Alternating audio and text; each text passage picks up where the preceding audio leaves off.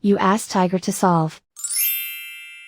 This deals with linear equations with one unknown. The final result is x equals 7/48. Let's solve it step by step.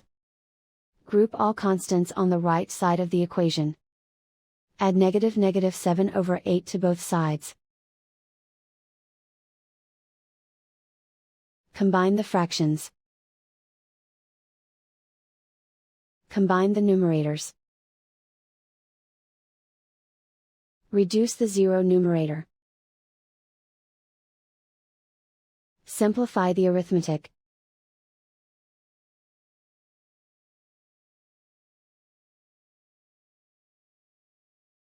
Isolate the x.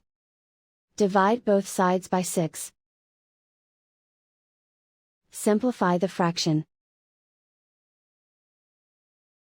Simplify the arithmetic.